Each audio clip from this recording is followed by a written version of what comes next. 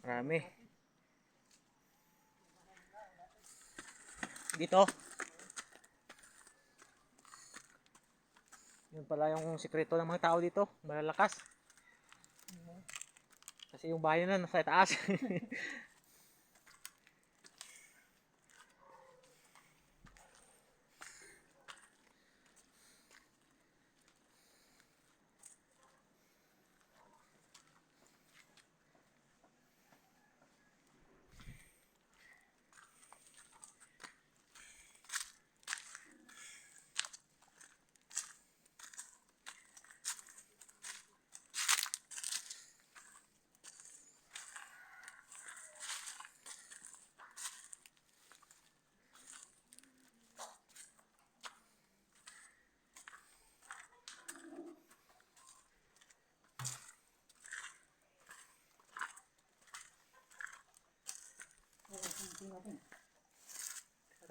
Yan.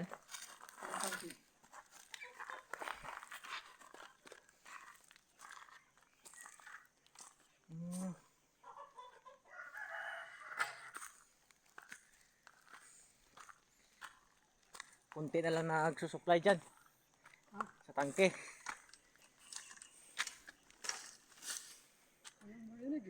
Wala.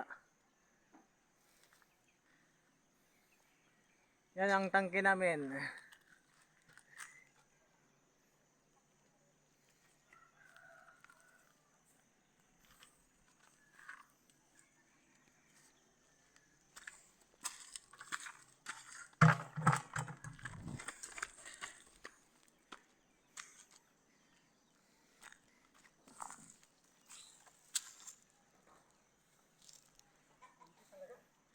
Ente.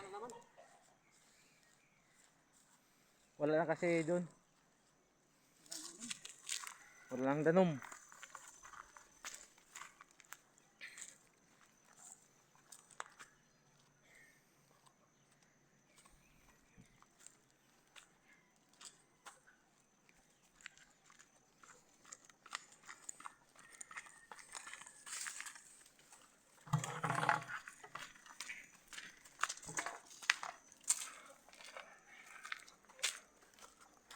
Ito yung sinasabi mo pag umulan, madulas.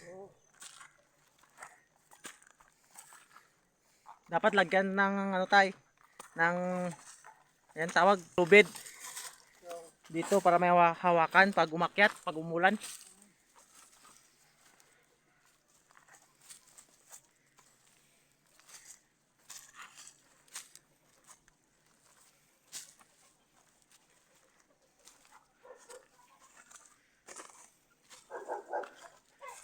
Aakyat kami ng Mount Sinai.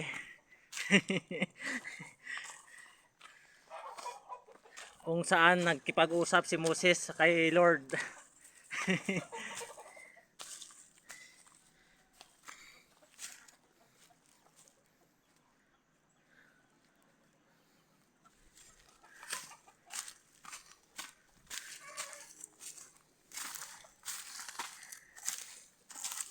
Ito pala tayo, yung makita doon na pinakmataas na bahay.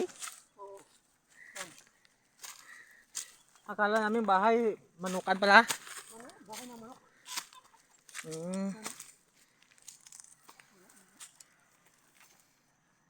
Yan nga minsan sinasabi namin ni Pastora, yung rong bahay na sa itaas, walang tao dyan. Kasi maraming halaman.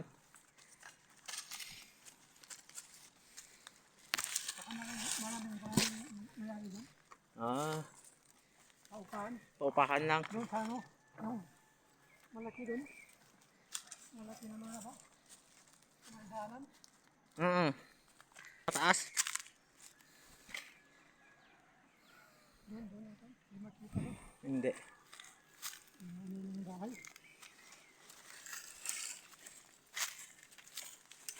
Papunta na yung pagkay.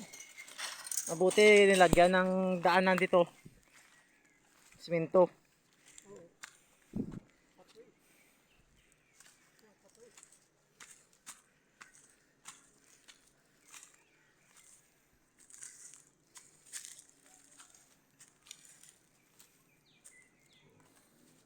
Maganda dito gawin tayo na tourist spot. lagyan ng jeep line. Kagaya dun sa Mindanao. Yung isipin mo nga, mababa lang yun na bundok eh. Mas mataas dito. Yung Lake Cebu. May 7 falls.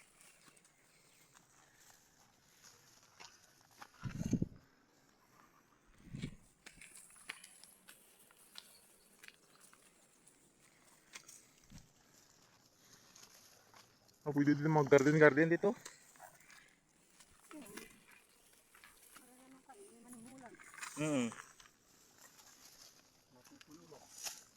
Kasi walang ulan.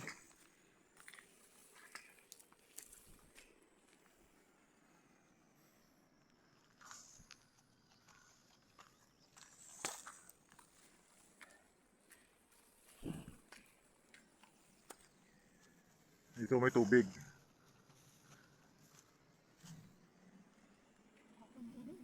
Kunti din oh. Siguro mas mataas ito sa atin.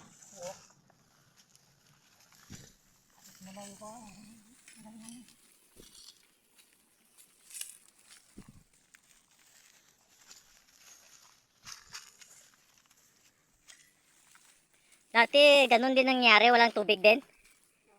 Yung sa atin dati. Yung panahon ng tag-init. O ngayon lang to nangyari. Ah,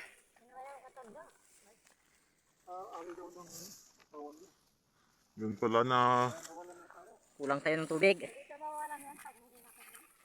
mm.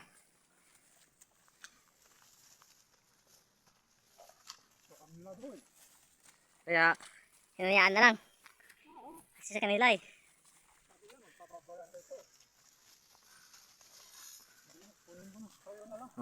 Parang nagpakumbaba na lang kayo. Hinigay na lang.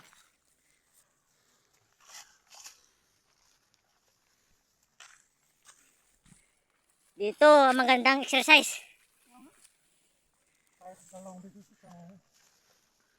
Oo.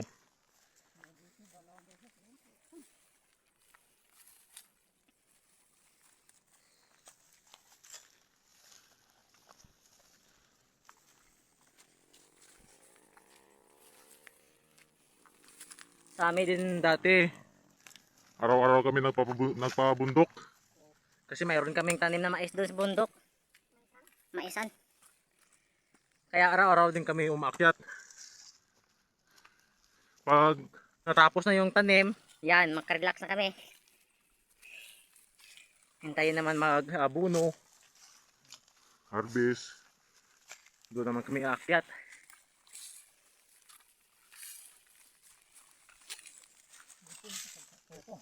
Ah, Oo nga eh. Mm.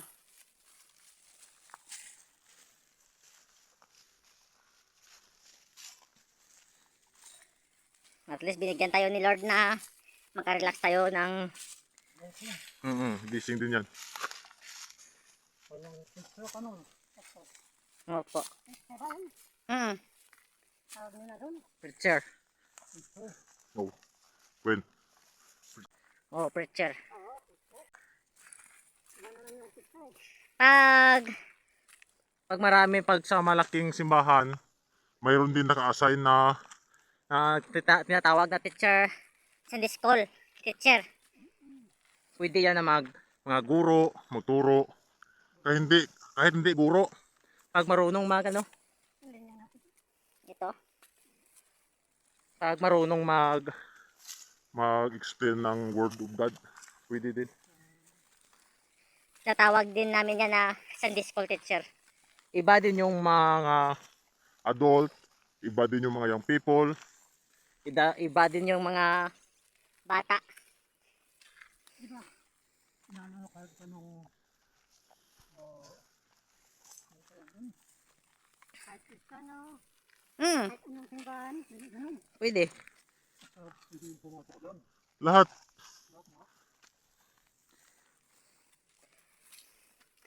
Lahat.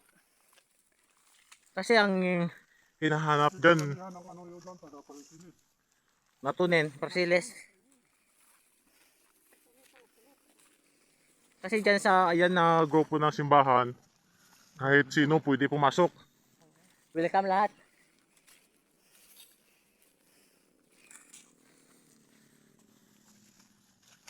Kahit Kahit ikaw ay isang Makasalanan, pwede lahat yan.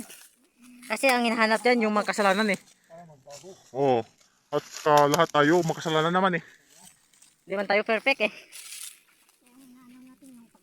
Oo, pagbabago. Mm. Kasi kagaya din yan tayo na yung doktor. Ang hinahanap niya Yung ginagamot niya, yung may mga sakit. wala naman doktor na yung ginagamot na walang sakit, di ba? Ganun din sa Panginoon. Hindi natin masabi na wala tayong kasalanan. Lahat tayo makasalanan. Pero may pagbabago. At di man tayo perfect, Makagawa din tayo ng kasalanan, pero yung kasalanan na gawa natin, Parang hindi tayo masaya. oo. parang mayroon kang nagawa ng kasalanan eh. Lo, parang Mali yun ah. At lumapit agad sa Panginoon at humingi ng kapatawaran. kasi hindi tayo perfect eh. Kung perfect tayo, Hindi na kailangan si Kristo na Bumaba dito upang iligtas tayo. na ipako sa cross, di ba?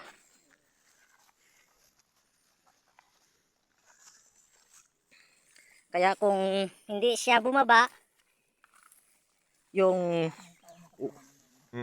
at yung unang panahon, ang ang kasalanan, ang kabayaran ay kamatayon. Kamatayan. kaya yun ang dahilan. na bumaba si Kristo sa atin dahil Ang sinasabi, for the wages of sin is death, Kasalanan ay kamatayan. Pero mayroon siyang binigay na buhay na walang hanggan. kung tanggapin natin, O paniwalaan natin si Kristo sa buhay natin. maangkin natin ang buhay na walang hanggan. For the wages of sin is death. but the gift of God is eternal life in Christ Jesus our Lord, di ba?